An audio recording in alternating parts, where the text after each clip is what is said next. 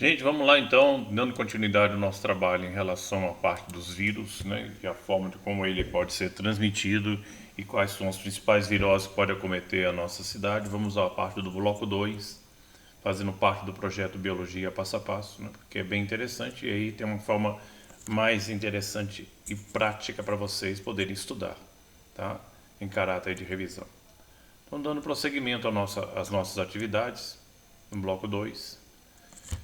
Vamos caracterizar isso aí. O que é que o destaque da palavra zoonose? Porque a palavra zoo, animal e ose servim em doença. Portanto, são doenças que podem ser veiculadas ou transmitidas por animais. Tá? São tipos de vírus que são transmitidos por animais. Podem ser insetos, podem ser aves, podem ser mamíferos.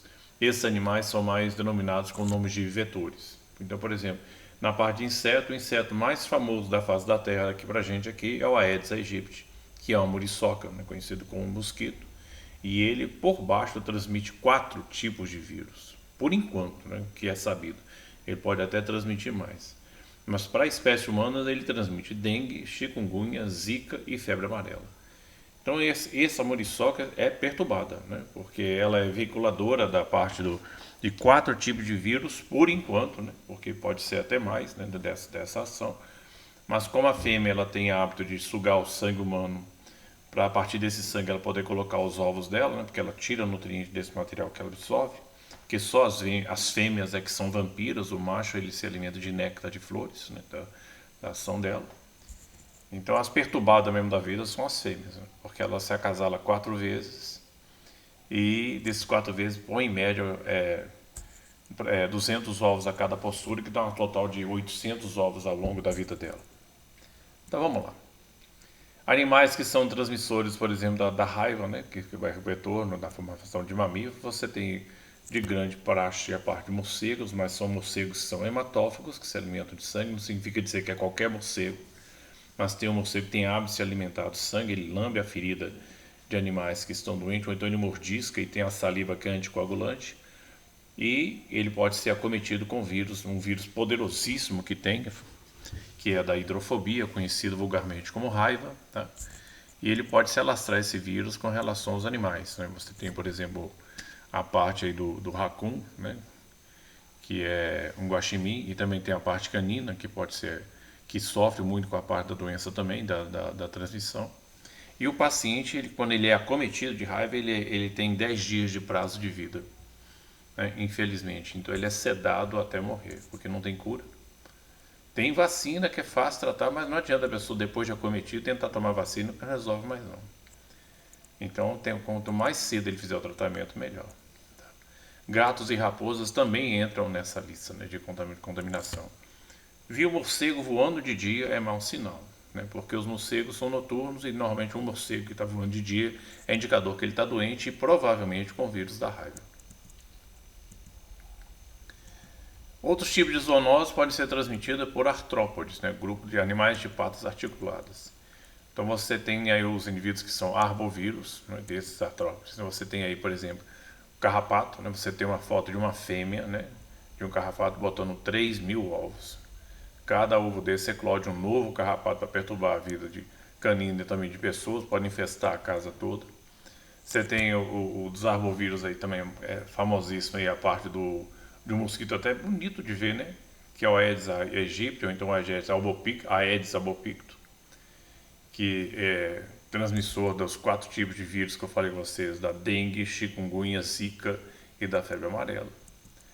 E você tem também a parte da presença de moscas, né? Porque mosca também ela tem um péssimo hábito dela, tem uma trombinha, como vocês estão vendo aqui, ó. Essas trompas elas são suctórias, ele bate em cima do alimento que ele quer sugar e depois disso ele, como ele não consegue morder e machucar, ele vomita em cima e chupa de novo e fica nessa meleca o tempo todo até ele poder dissolver a peça e se alimentar dela. Então eu imagino que esse bicho é capaz de fazer. Ele chega perto de um pedaço de papel higiênico abandonado com fezes, ele gosta de fezes, ele vomita em cima e chupa de novo. Vai para casa de vocês, acende em cima de um pão, acende em cima de um bolo, vomita em cima e chupa de novo. Então é um inferno que esse bicho faz em matéria de disseminação de vários tipos de patógenos. Tá?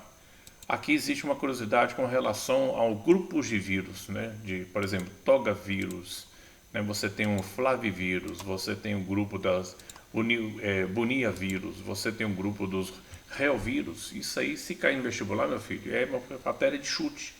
Não é nem para preocupar com isso, porque é um assunto que realmente não tem cabimento um aluno de segundo grau ficar preocupado com classificação viral. Isso é assunto de faculdade, tá?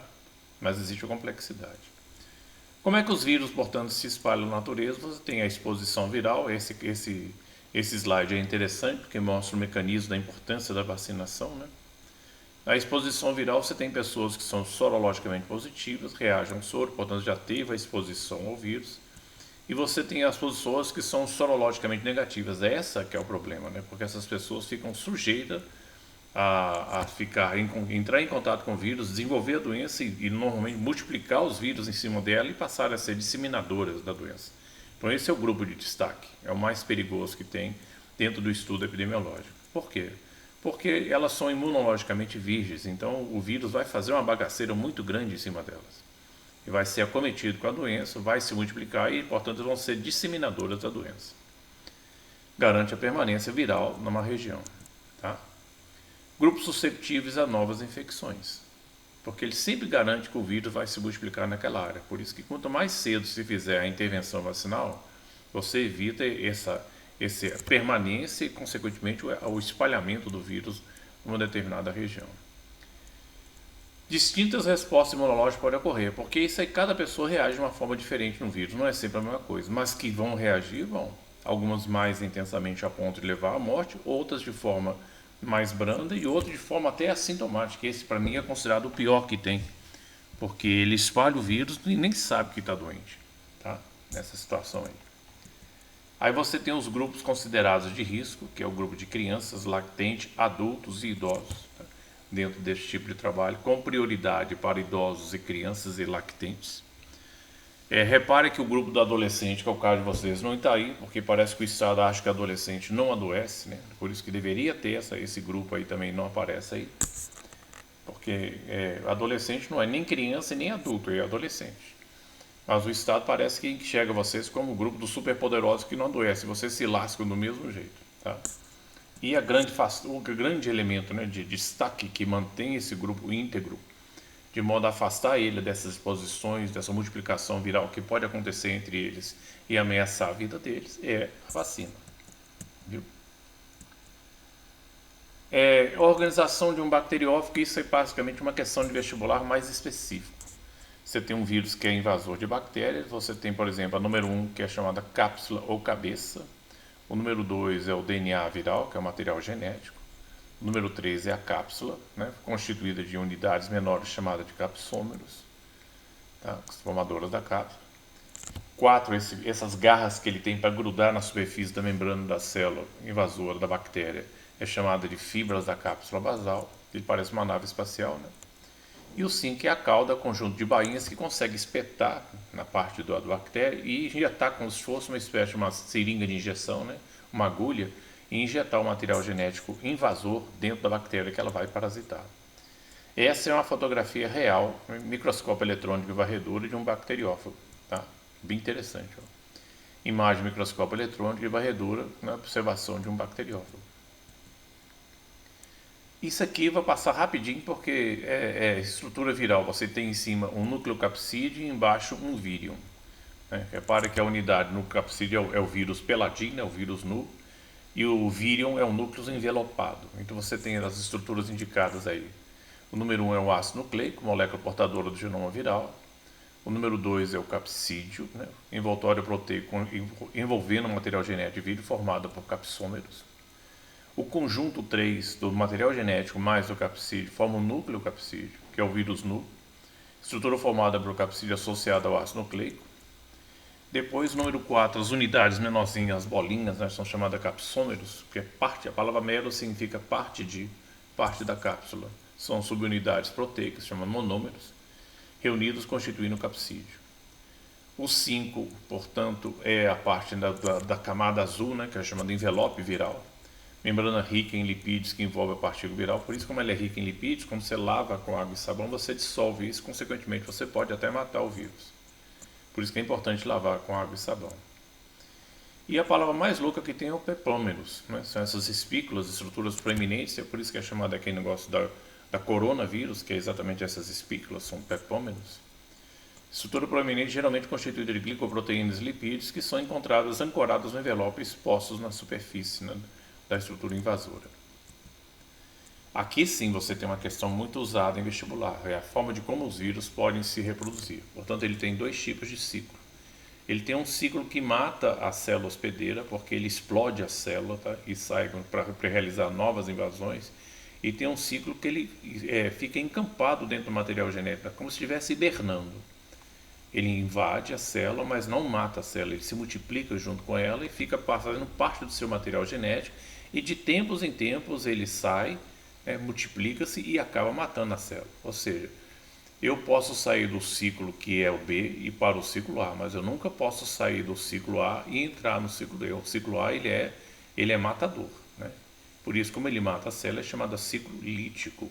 E esse ciclo B aqui, que dorme junto com a célula, né, não mata a célula, mas se multiplica junto com ela, é chamado ciclo lisogênico. E de vez em quando, no ciclo lisogênico, ele pode sair dessa fase e se tornar um ciclo lítico para garantir a multiplicação viral, tá? Por N fatores. Então, a letra AD, essas fases é importante você lembrar, porque faz parte do vestibular. Você tem adesão, a letra PN é penetração, a letra BS é a chamada biossíntese, quando ele transforma a célula invasora numa indústria viral, né, numa fábrica de vírus. MT é a maturação, é quando quase todos os vírus estão prontos dentro dela. E depois você tem a fase de morte da célula com a liberação dos vírus, que é a fase de liberação. É que vários vírus saem, cada vírus desse vai parasitar uma nova célula. E aí, meu filho, a bagaceira está feita. A lesão do tecido, né? Você imagina isso, por exemplo, um vírus dentro de um tecido respiratório, a bagaceira que ele faz. E é chamada ciclo lítico.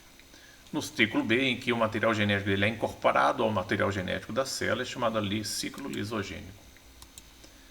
O número 1 é a adesão do material viral à bactéria. O número 2 ele vai fazer parte da divisão celular, ele vai se multiplicar junto com ela.